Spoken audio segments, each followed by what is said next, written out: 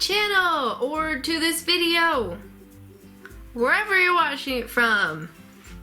My name is Kelly and I put out new videos every week at the moment. It has been every week. So fun story, I filmed this video in its entirety a few days ago, and when I uploaded it, the entire thing was blurry. Yeah, take two. If at first you don't succeed, right? That's the idea of life, right? Today we're talking about Disneyland, specifically Disneyland Paris, and my tips for having a better trip there. There are lots of videos out there that cover basic tips for traveling to Disneyland, like take a backpack and wear sensible shoes. This is not that video. These are tips that I wish I had known going to the parks. I go to Disneyland often, but had not been to Disneyland Paris in like 10 years. So there were some things that were different that I didn't know going into it, and I wish I had. So hopefully this is helpful to you.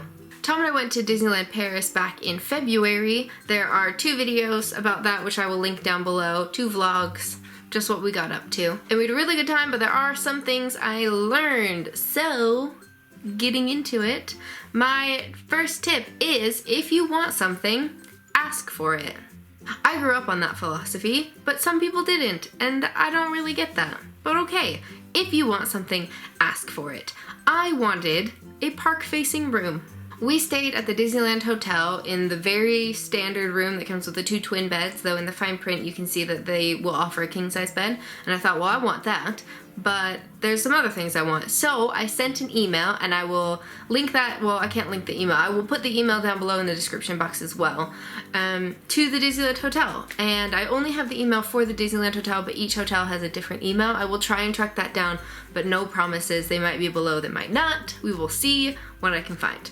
So about 2 months before we left, I sent an email to the Disneyland Hotel saying in my most polite, nicest, most enthusiastic voice I could, we are coming to visit. It'll be my first time visiting Disneyland with my now husband. We just recently got married. It'll be my birthday. We're so excited. We think it would be really awesome if we could have one of the standard rooms with the king-size beds. Also, if it's at all possible, we would love to have a park-facing room away from the elevator. Now, the standard rooms don't park face. They have a specific castle club, I believe it's called, which is really expensive. You actually get a full-on view of the park, but we don't have that kind of money. But I thought, hey, it's worth a shot. There might be something. So we sent that email off. Probably 2 weeks later, I got an email back, super polite, saying, this is so exciting. We're super happy you're coming to visit.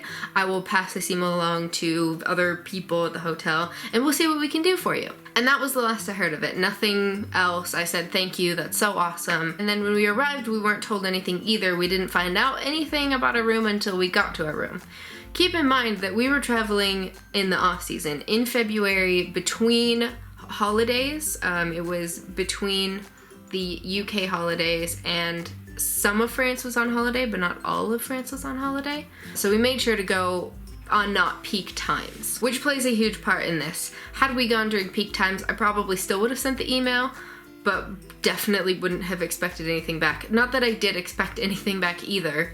I think that you need to send and ask these questions, but without the expectation of something. You just kind of have to put it out there. So we go to our room, and we have a king-size room far away from the escalator. We actually got lost getting there, and it was slightly, little bit, a park-facing room. I mean, come on, all because I simply sent an email and asked for those things, and not expecting anything in return, except the only thing I really expected was to get an email back being polite. I actually didn't really even expect to get an email back, but if I did, I knew that if I was going to get an email back, it was going to be nice. So I wanted to be as nice to them as I could be. Because let's all be real, working at a hotel's got to be crazy stressful. Now, like I said, standard bedrooms are not park facing, so we had this huge bedroom, king-size bed, and a couch, which I believe was a pull-out couch, but I never checked. And we had this balcony, which was slightly a Juliet balcony, like you could take a step onto the balcony, but that's as far as it went. But in Disneyland Paris, if you haven't been, the Disneyland Hotel is the entrance gate. It's raised up a floor. So underneath of the hotel are the entrance gates, just like you would have regular entrance gates where people check your ticket. And then the hotel goes up from there. So you have the entrance gates, and then a small courtyard, and then the train, the Main Street train, and then you get into Disneyland. From our window and our teeny little balcony, you could see into the first courtyard, which isn't like the most outstanding view in the world. Through the trees, you could kind of see the top of the castle. You could see it a little bit more when it was lit up at night. And when the fireworks went off, you could see those okay. So it's not by any means on the same level as like those Castle Club view rooms. However, it was still a view of the park. So someone did get our email and go out of their way to make sure that we got that room. What was really, really great though, was that at 7 a.m. the music turns on. So we would leave our balcony open or leave some of the side windows open because we like to sleep with the window open. And at 7 a.m. we would wake up to the sound of the Disneyland music, which is so happy and so cheerful. It's the best alarm you could probably ever have. I loved it. It was so magical. Just first thing in the morning, we got Disneyland music, and at night we could hear the clock tower in Small World chime, and it was so great. Like, I thought it was amazing, and then Thom was really just blown away that we could hear these things from our room. Bonus, because I was trying to get him to love Disneyland, and he got a really magical time because someone went out of their way because I asked. So great. So if you want something, ask for it. The worst that can happen is someone's gonna say no. That's fine. They're allowed to say no. The thing is, you need to ask, and you need to be as polite as humanly possible. This is also the mug I got at Disneyland Paris. I'm wearing the shirt I got at Disneyland Paris, which is Lady and the Tramp. If you want to see a haul video of all of the things we purchased, I can do that. But I don't want to go through that here because it'll take forever. But if you want to see a haul video, leave a comment or send me a tweet and let me know. My second tip is to reserve your restaurants ahead of time. Please do it. For Disneyland Paris, they do not have the website management or in place that like Disney World has. You have to phone them. The people that you talk to have very strong French accents, so it can be kind of difficult, but they are super polite and friendly and great, and you know, again, the nicer you are, the nicer they'll be. So I think you can call 2 months in advance, maybe 3 months, I don't remember, but it will tell you on your confirmation that within this many days is when you can book your reservations for your restaurants. I absolutely recommend reserving your restaurants. There is a website, which I will link below. I think it's dlp.guide.com, but I'm probably wrong on that. It is a little bit out of date, but it shows you pretty well what style of restaurant each restaurant is. So the first night we booked at Cafe Mickey quite late. We had, I think, an 8 o'clock reservation because we wanted to stay in the park as late as possible because we got there quite late in the afternoon. So we had an 8 o'clock reservation. We got there just a teeny bit early because they say if you don't check in within like 10 minutes, they're not gonna hold your reservation. So we got there a little bit early, but there was already a line for reservations. There was a line just to get in, and then there was a line for the reservations. And the French do eat quite late, so that wasn't crazy that there was a line that late, but the people, like we waited 20 minutes and we had a reservation. The people who were waiting in the line just to get in without a reservation were still there when we left. And we were there for like an hour and a half. So make your reservations. I would say don't make a reservation at Cafe Mickey. There are other restaurants, unless you really hate French food. Cafe Mickey is an American style restaurant with character dining. Like if you really hate French food, then only eat at Cafe Mickey because it's not very good American food, to be honest. But we ate there, we had a birthday cake, it was really, really fun. Thursday, we had dinner at Bistro Remy, which was so fun and so delicious. Friday, we had lunch at Cinderella. I can't say it, but I'll put the name of it. I'm not even gonna try and embarrass myself saying that. We had lunch at Cinderella's with all the princesses, and the last night we had dinner at Walt's Diner. So like I said, Cafe Mickey, not that great. Bistro Remy, fantastic food, so good. Honestly, Remy and Cinderella and Walt's all serves really similar food. It is catered to the style of the restaurant individually, but it is all very similar. I totally recommend booking lunch at Cinderella's restaurant because it's delicious. The desserts specifically are catered very much to the princess theme. We had these little pumpkin sorbets. It was mango sorbet in a pumpkin. It was so cool. At these character dinings in general, you get one-on-one time with every single character. So please don't think that you're gonna spend all this money to go to one and then not have time with the character. You will absolutely have time with the character. They will pay attention to you and make sure that your time is special.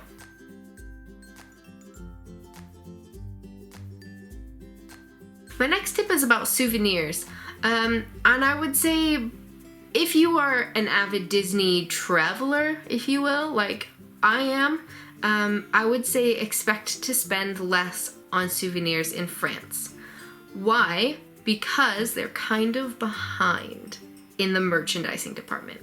Now Disney has all of these contracts with large, huge designers, and they're creating amazing clothes and amazing bags. You can get great things everywhere else. There are reasons for that, I'm sure. I have suspicions of why. We're not gonna go into that. They have some cute things. If you want something that says specifically Disneyland Paris, you will not be short-handed. They have a million things that say Disneyland Paris. They're quite kitschy, really fun. It didn't stop us from buying like the mug and like pasta, and I got a shirt. And like I said, if you want to see a haul video of what we actually did buy, let me know. But you're not gonna find the really trendy bags and the trendy shirts and dresses and house items that you would find in other parks. That being said, they kill it online with the Christmas ornaments.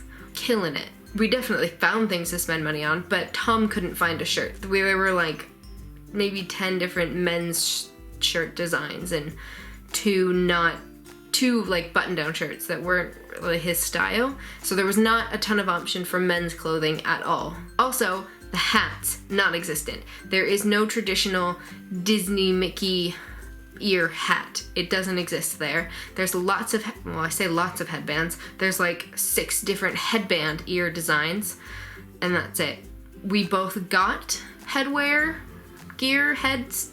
We both got hat things, but there was not the amount of choice like there is at Disneyland California. Just keep that in mind. You're probably gonna spend a little bit less on souvenirs than you would in the other parks. My 4th tip is that the opening time of the parks is false. Yeah, it's false. So if you're staying at one of the Disney hotels, you get a hotel pass. I would say get some kind of coin purse. This is a Cath Kidston coin purse that I was given. So you'll get something like this. It's a hotel easy pass. If you're staying at one of the Disney hotels, you get early entrance into Disneyland every day. They don't do it to the other park. Don't do early entrance over there, just to Disneyland. And it happens every day. So let's say the regular opening time of the park is at 9.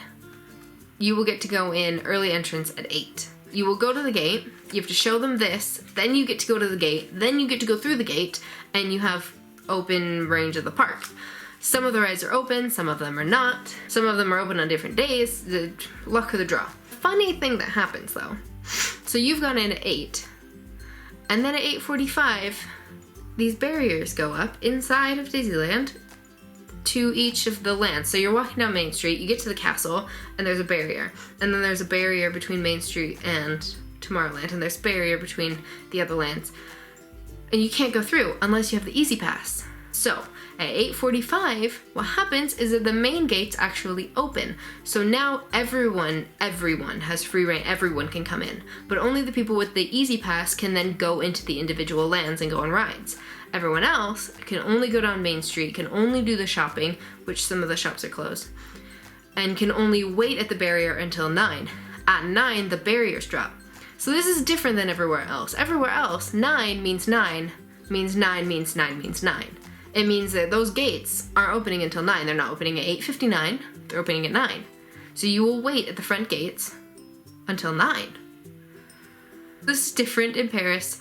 We didn't know it originally. We figured it out. You need your Hotel Easy Pass to get through the gate up until 8:45. At 8:45, everyone can go into the park, but you need your Easy Pass between 8:45 and 9 to go into the individual lands. If you have an Easy Pass, it's fine. Just show the people who are holding up the rope, is what it is, and you can go in. I recommend doing this to get on certain rides for sure. Autopia does not have a fast pass, and it has a really long line. I suggest doing some rides and then going to Autopia at like 8:50 or 10 minutes before opening time and waiting in that line for the gate to open. I don't understand why people who go to Disneyland Paris want to go on certain rides, but Snow White was never busy. Space Mountain was never busy. I think we never waited more than 5 minutes to get on that ride, which is crazy.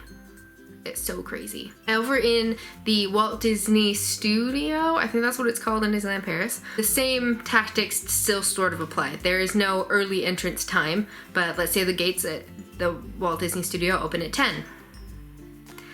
This in Disneyland Paris means that the gates open at 9:45, but the rides do not start operating until 10.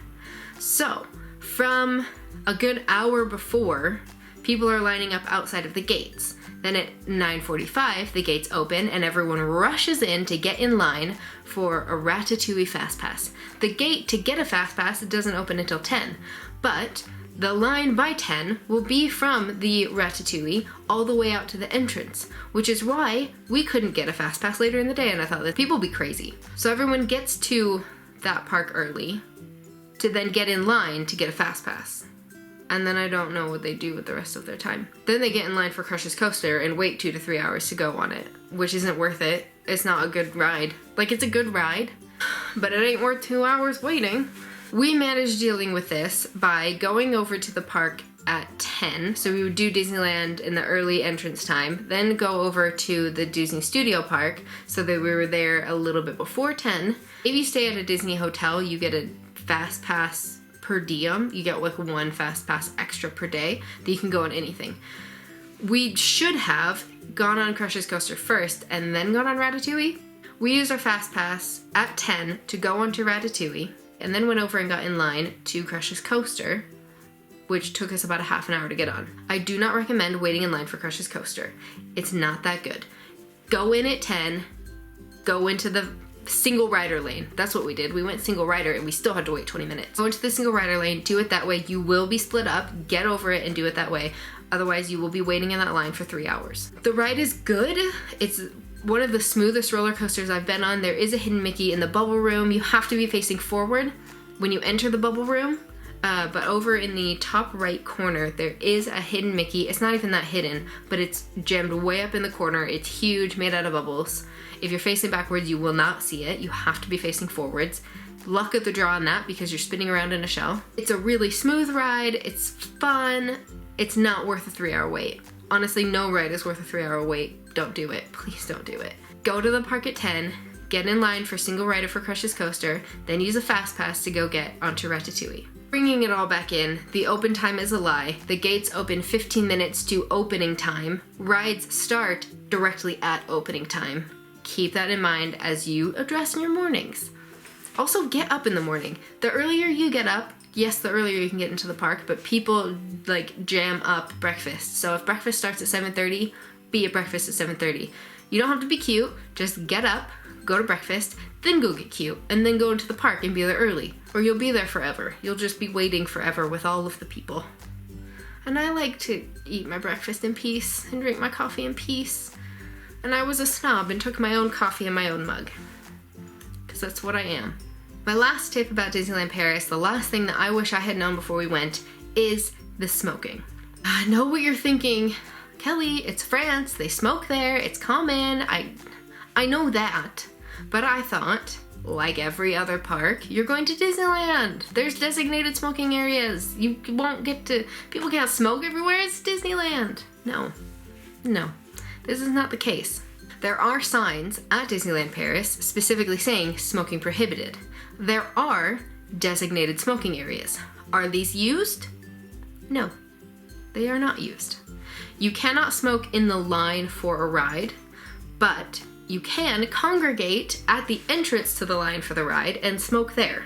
You have to walk through the congregated people smoking, a cast member waiting there to answer people's questions, just letting everyone light up. You have to walk through clouds of smoke to get onto most of the rides. You will see people standing directly outside of a store smoking. It's everywhere. And I understand that that's part of French culture, but it's not part of Disneyland culture, and I did not appreciate it. I didn't say anything, but I didn't appreciate it. I think Disneyland Paris should step up its game on that front. but there's nothing I can do about it except voice my opinion that I did not like it. I know that there are smokers out there who will love it and will love the fact that they can go to Disneyland Paris and walk around smoking. I do not enjoy it. And that is what I have to say about it. I do wish that I had known that that was the culture of the park. It could have been the culture of the park the last time I went, but like I said, that was like 10 years ago. I don't remember it super well. Just prepare yourself for it. Just know that going into it, and you'll be able to cope with it a little bit better. People cannot smoke in lines. They can obviously not smoke on rides. They can't smoke in shows, but people are walking around, throwing cigarette butts on the ground, smoking.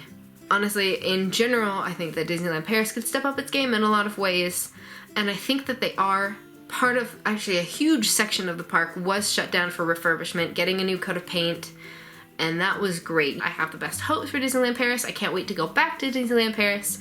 We will be doing that soon, I hope, I think.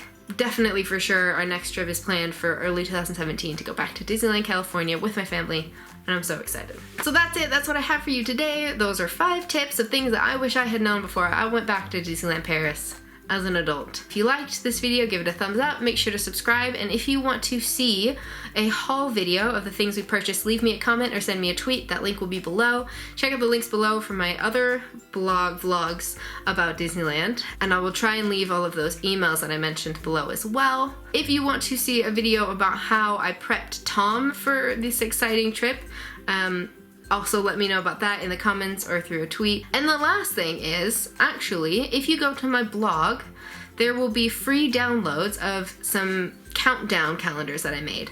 For Thom, I made 2 countdown calendars. One was an advent calendar and one was a framed picture number, just countdown. The one that I used, I'll show you a picture here, and of the advent calendar. The one I used in the picture frame I got from someone else. I will try and link them below. I'm sure I can find it. I don't remember it off the top of my head, but I'm sure I can find it. It's mom something. It was a mom blog, and it was so cute that I took it. It was a free download, though. I didn't steal it. I played with that theme and made some more. They are on my blog, totally free download. Please go and take them and use them and have fun. And if you want to know more about how I made, especially how I made the advent calendar, leave a comment and I will make a video about the advent calendar, the countdown calendar, and how I prepared Thom for Disneyland. That's all I have for you today. I hope you enjoyed the video. Like I said, give it a like, subscribe, and I will see you later. Bye! This is a side note. If you're celebrating a special occasion, go to City Hall and ask them for a sticker. I know that they have birthday stickers because I had that. At Disneyland California and Disney World, you get a button. Disneyland Paris is quite a bit behind in the times. You get a sticker. They have them for multiple occasions. Again, go and ask. The worst that can happen is they can say no, but they're gonna give you something.